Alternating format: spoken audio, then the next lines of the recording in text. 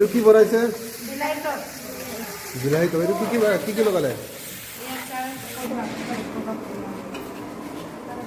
মাত্ৰ প্ৰচেছটো এইটো প্ৰচেছত 4-5টা আইটেম আছে।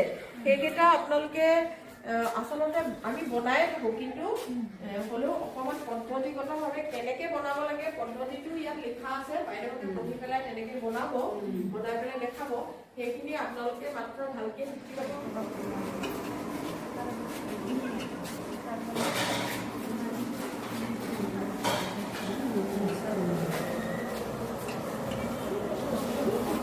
কি দিছে? দালি আৰু চাউল।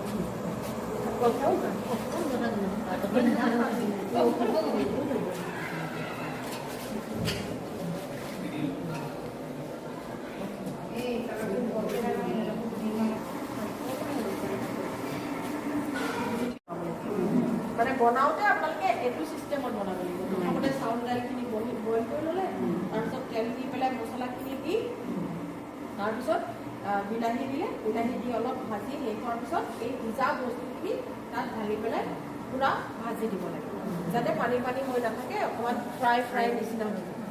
গম পাইছেনে? চিষ্টেমটোহে আপোনালোকক শিকাবলৈ দিছে। গতিকে সৰহ বস্তু হ'লেও যাতে আপোনালোকে সেইমতে বনাব পাৰে।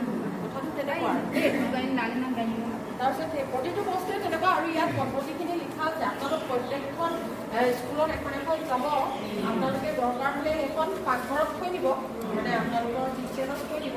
যিটো বনাবৰ দিনা লাগিলে দৰকাৰ হ'লে চাই ল'ব কেনেকৈ বনাব। গম পাইছেনে?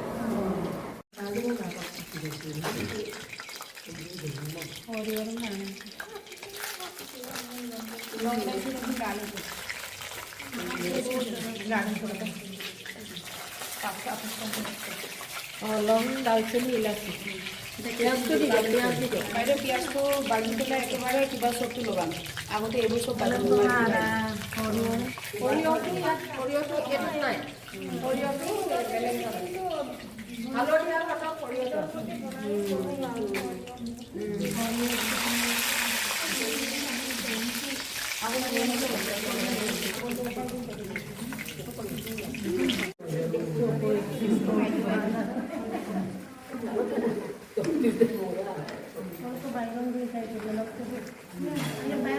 কি বনাইছে?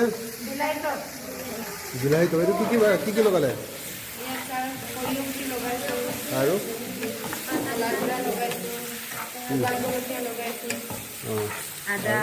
আদা, নহৰু, হালধি।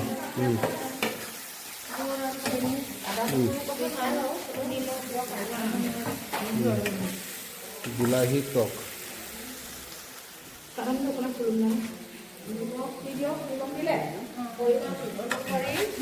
যাতে বিলাহীখিনি সোনকালে সিদ্ধ হয়। তাৰপিছত হালধি পাউডাৰ দিয়ক, লগতে চেনি দিয়ক, অলপ জলকীয়া পাউডাৰ দিয়ক, হালধিখিনি বিলাহীখিনি ভালদৰে মিহলি হৈ যোৱাৰ পিছত গৰম কৰি দিয়ক।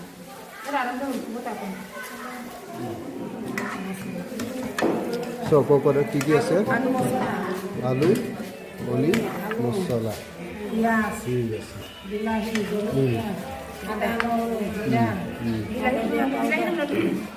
ৰঙা জলকীয়া, ধনিয়া, নিমখ